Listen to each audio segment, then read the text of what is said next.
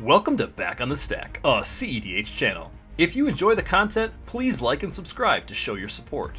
Another way to support us is to check out our Bonfire site, where we have a great selection of wearables with our rad logo.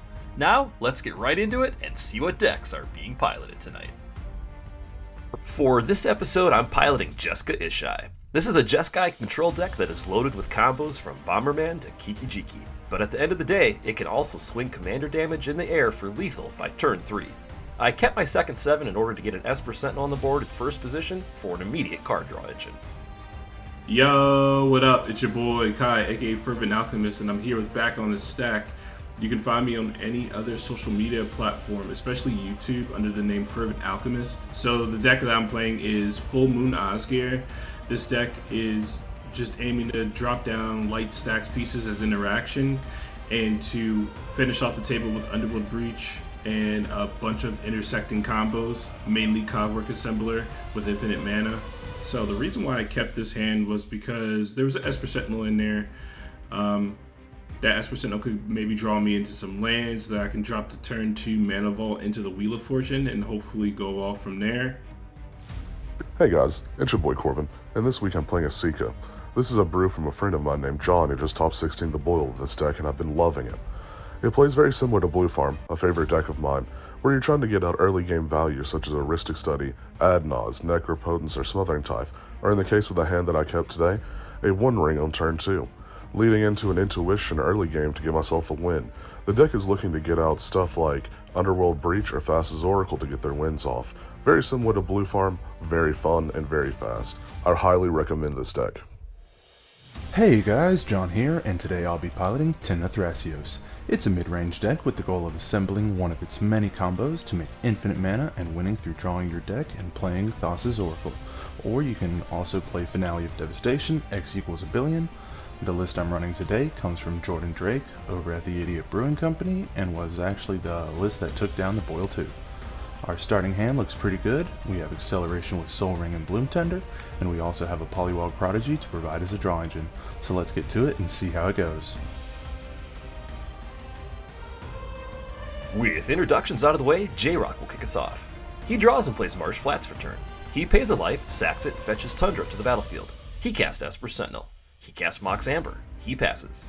Kai draws and plays Windswept Heath. He pays a life, sacks it, and fetches Plateau to the battlefield. He also casts Esper Sentinel. He passes.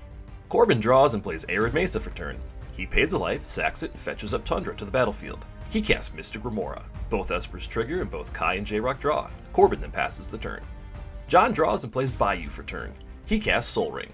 Fish and both Espers trigger and all opponents draw.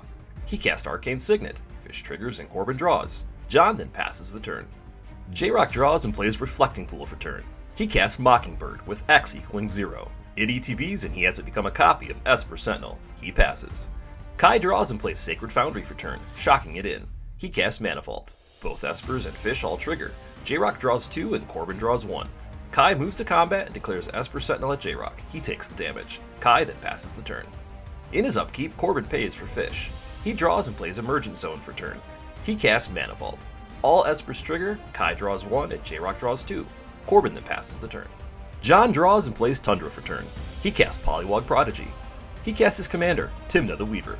Polywog's Evolve ability triggers and John puts a +1/+1 counter on Polywog. He attempts to pass, but in his end step, J-Rock casts Mystical Tutor. Fish, Esper, and Polywog all trigger and all opponents draw. Then Mystical Tutor resolves and J-Rock tutors Jeska's Will to the top of his library. The turn then moves to J-Rock. J-Rock draws and plays Training Center for turn. He casts Seething Song. Fish and Esper both trigger and both Corbin and Kai draw. It resolves and he adds 5 red mana to his pool. He casts his commander, Jeska, Thrice Reborn. It enters with 1 loyalty counter. Fish triggers and Corbin draws. J-Rock casts Jeska's Will, targeting Corbin and choosing both modes. Fish triggers and Corbin draws. J-Rock then adds 11 red mana and exiles the top 3 cards from his library, which were Pact of Negation, Kiki-Jiki, and Arid Mesa. He casts Kiki-Jiki. He casts Gamble. Polywog and Fish both trigger and both John and Corbin draw. Gamble resolves and J-Rock tutors a card to hand and randomly discards the One Ring, which is what he gambled for. He uses Jeska's -1 ability, doing 1 damage to Esper Sentinel, 1 to Corbin's face, and 1 to Tymna. He then recasts Jeska. Fish triggers and Corbin draws. Jeska now enters with 2 loyalty counters. He moves through phases and passes. Kai draws and casts his commander, Osgir the Reconstructor. He casts Mox Amber. Both Espers, Poliwag, and Fish all trigger and all opponents draw. Kai casts Wheel of Fortune. Fish triggers and Corbin draws. Then Wheel resolves, everyone discards their hand, and draws a fresh 7. Kai then passes the turn. In his upkeep, Corbin pays for Fish. He draws and plays Plateau for turn. He dashes in Ragavan. He casts Arcane Signet. Both of J-Rock's Espers trigger and he draws twice. Corbin moves to combat and swings Ragavan at J-Rock. In response, J-Rock taps Kiki Jiki, creating a copy of Esper Sentinel. He uses the copy to block exchanging damage with Ragavan. Corbin then moves through phases and passes. John draws and plays Tropical Island for turn. He moves to combat and swings Tymna at Corbin and Poliwag at Jeska. Corbin declares no blocks and J-Rock blocks with Mockingbird. John gains 2 through Tymna's lifelink. In his second main phase, John loses a life and draws a card through Tymna. He casts Finale of Devastation, where X equals 3. Fish and Esper both trigger and both Corbin and J-Rock draw. Then Finale resolves and John searches his graveyard and puts into play Thassa's Oracle. With the ETB on the stack, he casts Demonic Consultation, naming Emrakul the Aeon's Torn. Fish triggers and Corbin draws. Decon resolves and John exiles his entire library. Then Thassa's ETB resolves, and with his devotion to blue being greater than the cards left in his library, John wins the game. Well, that was a quick game with way too many draw engines. So we decided to shuffle up, re-randomize seed order, and play again. So in game 2, I ended up having to mulligan all the way down to 3. This is a deck though that you can mulligan very aggressively because of the amount of value that you can get out early game. There's a lot of early game ramp to lead you into your combo pieces as well as your value engines, so mulliganing isn't a bad experience in this deck. I ended up keeping this hand because of the Rhystic Study, as well as the Worldly Tutor to give myself a Tinder Wall hopefully, or if I can top deck something good. But my end goal is to try to get out my Rhystic Study as fast as possible in this deck, build up value, and then lead myself into a combo win. So I kept the second hand with the 2 lands just to stay on tempo, and then I have the Faithless Looting there, so I can just draw into some fast mana hopefully, and the need for speed whenever I want to get Osgir down, then I'll just be ready to go ahead and sacrifice a land to do some artifact stuff. Alright, so game 1 was light and fast. We had a great starting hand and some nutty draws. While this hand is a little bit slower, we still have acceleration with Mox Amber and Lotus Petal, as well as a draw engine with Archivist of Ogma. We also have a late game fallback with Mnemonic Betrayal, so I'm going to go ahead and keep. Let's get ready to rumble. For game 2, I mulligan down to 6. Even though I'm in 4th seat, I plan to get out this Mystic Remora and hopefully keep it around until I can cast this Rhystic Study. Card draw is so important in cEDH, so I decided to keep this hand and see what happens. With opening hands decided, Corbin will start us off. He draws and plays Exotic Orchard for turn. He passes. Kai draws and plays Arid Mesa for turn. He pays a life, sacks it, and fetches Plateau to the battlefield. He casts Faithless Looting. He draws 2 and discards 2 lands. He passes.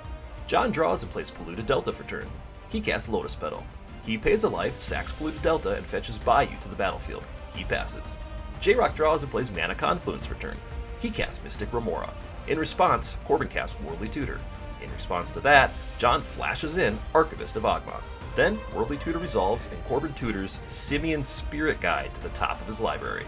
Archivist triggers, John gains a life and draws a card. Then, Mystic Remora resolves. J-Rock then passes. Corbin draws and immediately exiles Simian Spirit Guide to add 1 red to his pool. He uses it to cast Soul Ring. Fish triggers and J-Rock draws. Corbin casts Rhystic Study. Fish triggers and J-Rock draws. Corbin then passes the turn.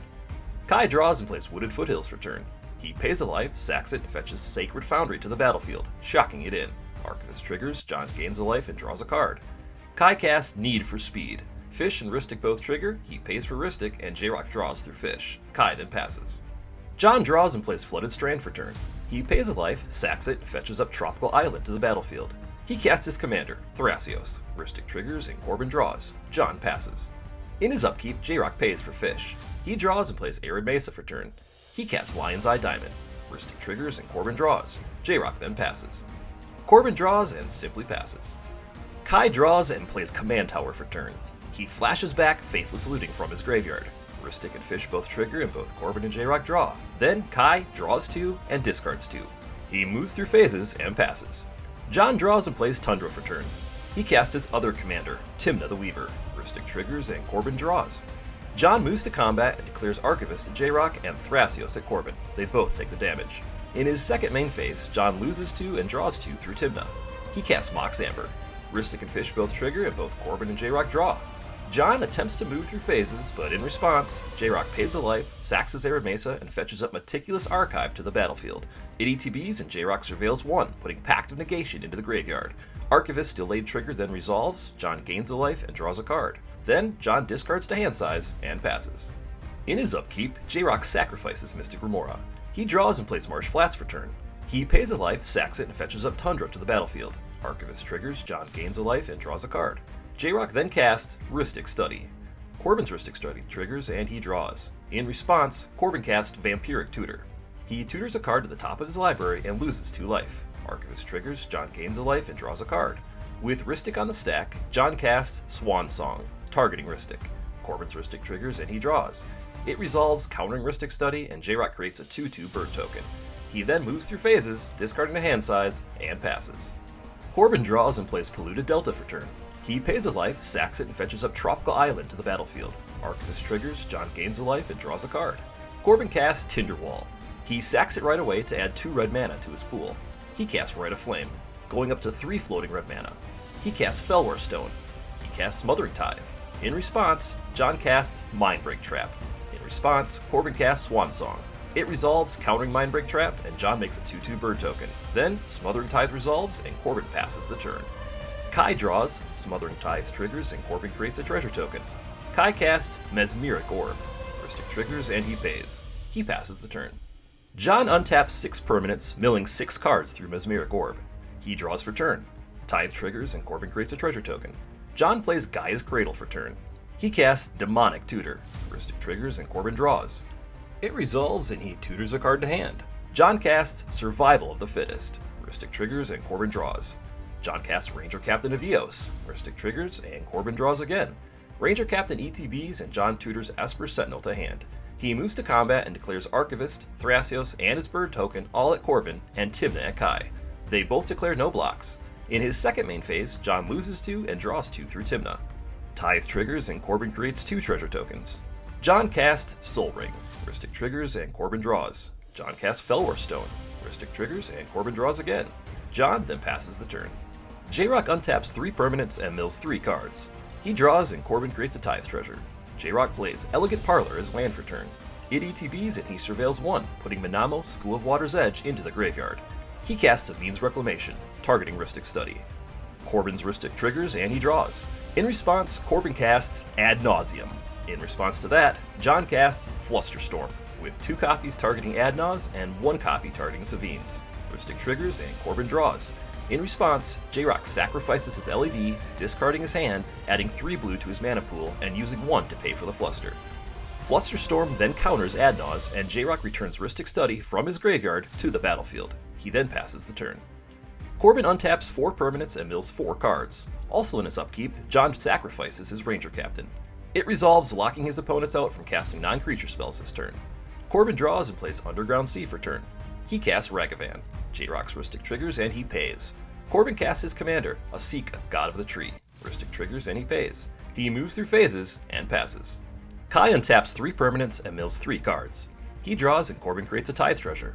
He exiles Simian Spirit Guide from his hand, adding 1 red mana to his pool. He casts Rite of Flame. Both Rhystic's trigger, and both J-Rock and Corbin draw. Corbin then makes a Tithe treasure from J-Rock's draw. Kai then adds 3 red mana to his pool, since Corbin also has a Rite of Flame in his graveyard. He casts his commander, Osgir. Both Rhystic's trigger, and both J-Rock and Corbin draw. Corbin also creates a Tithe treasure.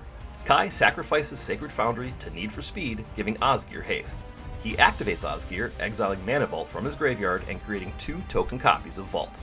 He casts Tanglewire. Both Rhystic's trigger, and both J-Rock and Corbin draw. Corbin then makes a Tithe treasure from J-Rock's draw. Kai then passes the turn. John untaps 11 permanents, and 11 mill triggers go on the stack. In response, he activates Survival of the Fittest, discarding Esper Sentinel. He tutors Hazel's Brewmaster to hand. He then mills 11 cards. Tanglewire triggers, and he taps all of his creatures. He draws, and Corbin creates a Tithe treasure. John activates Survival again, discarding Polywog Prodigy and tutoring Devoted Druid to hand. He activates Survival again, discarding Devoted Druid and tutoring Orcish Bowmasters to hand. John casts Hazel's Brewmaster. Both Rhystic's trigger, and he pays for both. Hazel ETBs and he exiles Devoted Druid from his graveyard and creates a food token. The food token then gains all activated abilities of creatures exiled through Hazel. He is then able to add green mana by tapping the food token and then untapping it, putting a neg1 counter on it. However, every time he untaps, Mesmeric Orb forces him to mill a card. He creates 12 green mana, and then activates Survival, discarding Lotho and tutoring Eternal Witness to hand. He then taps and untaps the food token until he mills himself out. He casts Eternal Witness, targeting Finale of Devastation. He then casts Finale, where X equals 2, targeting Thassa's Oracle in his graveyard. It ETBs, and with his devotion to blue being greater than the cards left in his library, John wins the game. Those were 2 very fun games to play. Congrats to John for getting not 1, but 2 wins tonight. The entire Back on the Stack team wants to thank Kai for taking time out of his busy schedule to hang out with us for a couple nights and jam some games. Check out all the deck links listed below, and we will see you back on the stack. Corbin's got 13 in hand. All right, Kai, what are the odds you got a Wheel of Fortune locked and loaded? Pretty likely. Ooh, whoa. Whoa, hold on now. Oh, that's odd, though. Brother, you found the answer.